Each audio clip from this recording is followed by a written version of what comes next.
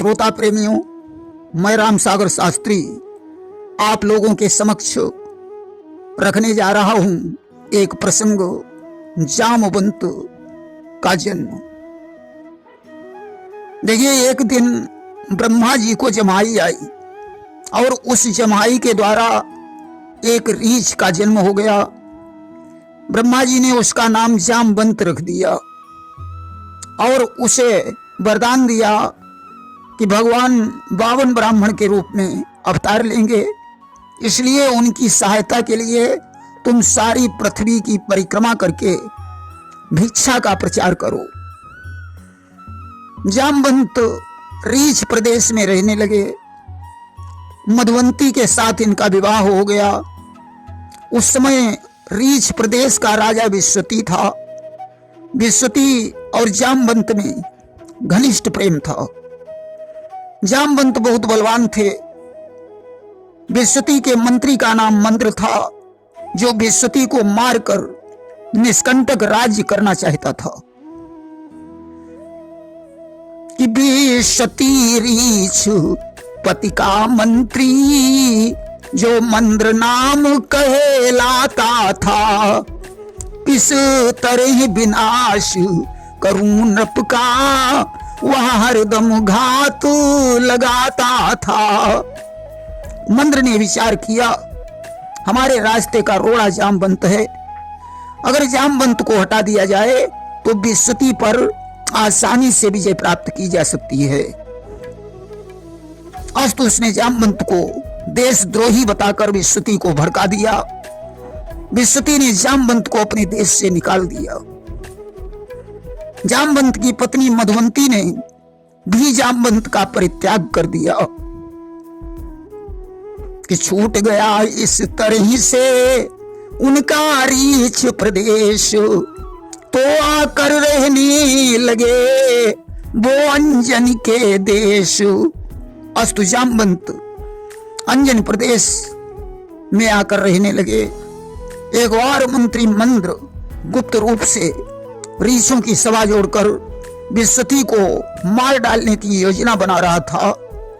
हनुमान जी ने छुपकर उसकी कूटनीति को आंखों से देखा और मधुवंती को ले जाकर उस सभा का दृश्य दिखाया।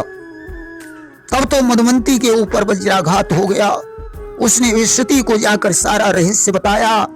आखिरकार विश्वती ने अंजन प्रदेश में जाकर जामवंत से क्षमा मांगी और रीछ प्रदेश में उन्हें वापस ले आया। जामवंत को साथ में लेकर विश्वती ने मंत्री मंद्र पर आक्रमण कर दिया और सेना सहित मंद्र को मार डाला। विश्वती जामवंत की सहायता से रीछ प्रदेश का शासन करने लगा।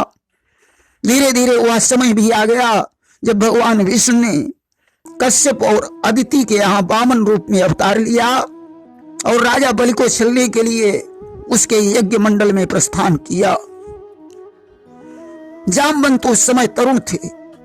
उन्होंने 2 घड़ियों में सारे भूमंडल की 7 परिक्रमा लगा ली।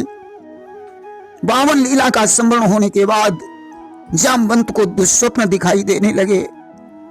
जामवंत ब्रह्मा जी के पास पहुंचे।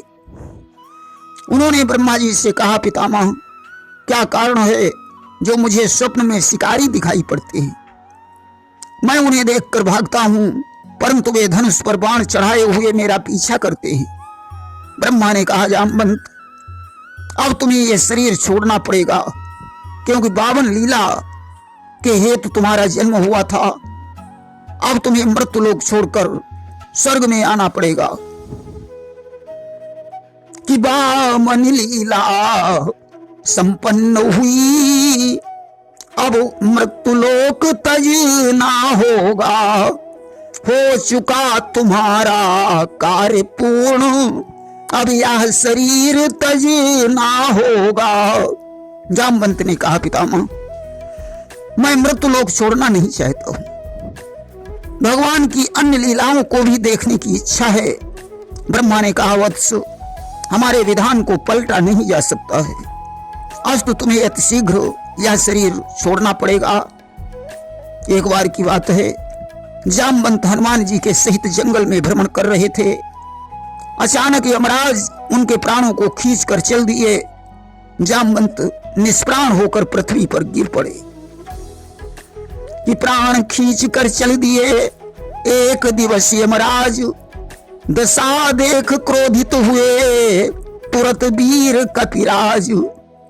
हनुमान जी जामवंत को बहुत चाहते थे।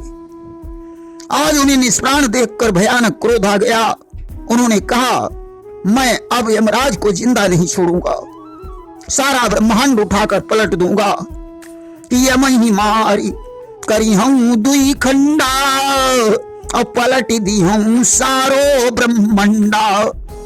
हनुमान के क्रोध को देखकर सारे देवता भयभीत हो गए और दौड़कर ब्रह्मा जी के पास पहुंचे कि क्रोध देखी सब देव डराए और तत्क्षण पास ब्रह्म के आए। देवताओं ने कहा, पितामह जामवंत को जीवित करना पड़ेगा, अन्यथा हनुमान सारे ब्रह्मांड को नष्ट भ्रष्ट कर देंगे। कि ब्रह्मा कहीं कर्म का भाई और विधि विधान पलटो नहीं जाई। ब्रह्मा जी ने कहा, देवताओं मैं क्या कर सकता हूं, मेरा विधान कभी पलटा नहीं जा सकता है। उसी समय भगवान विष्णु आ गए।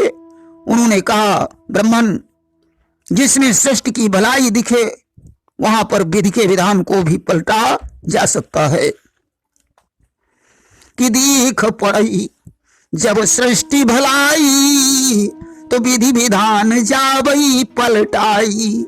आज भगवान विष्णु की आज्ञा पाकर ब्रह्मा ने यमराज को बुलवाया और कहा, जामवंत के प्राणों को छोड़ दीजिए।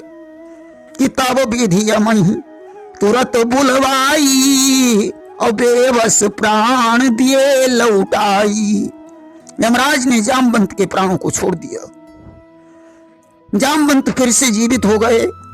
समस्त देवताओं ने अपनी अपनी आयु का एक एक दिन जामवंत को दे दिया।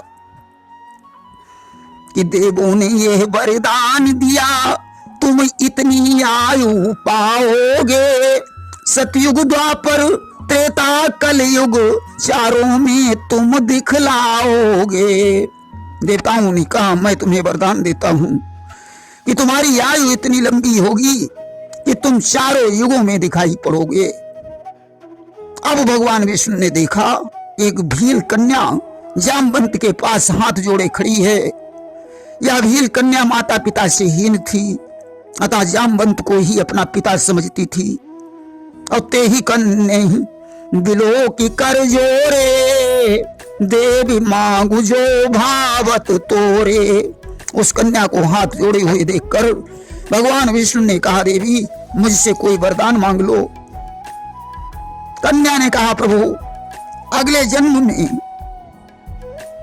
जामवंत जी हमारे पिता बने और मैं इनकी पुत्री बनूं और आप हमारे पति बन जाएं। भगवान विष्णु ने एवं मस्तु कह दिया कि तब ही विष्णु अस वचन उचारा और द्वापर लिए हूं कृष्ण अवतारा। भगवान ने कहा, देवी मैं द्वापर में कृष्ण के रूप में अवतार लूंगा, तुम इनकी पुत्री जामवंती बनोगी, तब मैं तुम्हारे साथ विवाह करूंगा। कि जामवंत की सुता कहऊ और तब पति रूप हमई तुम पहियऊ। अस्तु भील कन्या ने द्वापर में जामवंत की पत्नी मधुवंती के गर्भ से जन्म लिया, जिसका नाम जामवंती था। भगवान कृष्ण ने जामवंती के साथ अपना विवाह किया। देखिए एक बार की बात है, जामवंत भ्रमण करते हुए बद्रिका धाम में पहुंचे। वहां एक ब्राह्मण तपस्या कर रहा था, उसे मारने के लिए एक दानव आ गया। जामवंत ने यह दृश्य देखकर उस दानव को ललकारा। उसने 30 योजन लंबी चौड़ी शिला उठाकर जामवंत के पैर पर पटक दी, जिससे पैर जख्मी हो गया। अब तो जामवंत को गुस्सा आ गया। उन्होंने उस दैत्य को पकड़कर जमीन पर पटक दिया और टांग पकड़कर बीच से आधा आधा कर दिया। ब्राह्मण ने जामवंत को हृदय से आशीर्वाद दिया।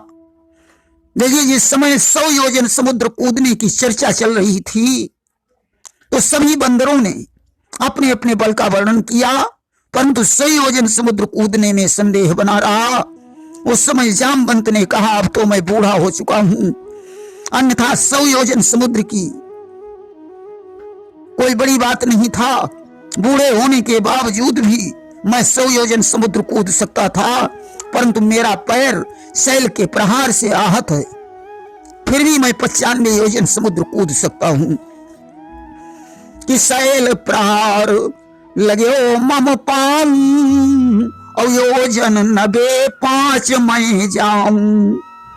जामवंत जानते थे कि हनुमान ही अब समुद्र लांघ सकते हैं। तब उन्होंने हनुमान को प्रेरित किया कि हनुमंत लाल, तुम शांत कैसे बैठे हो, कूद जाओ। हनुमान में तुरंत बल आ गया और समुद्र लांघने को तत्पर हो गए। प्रेम से बोलिए वृंदावन बिहारी लाल की जय।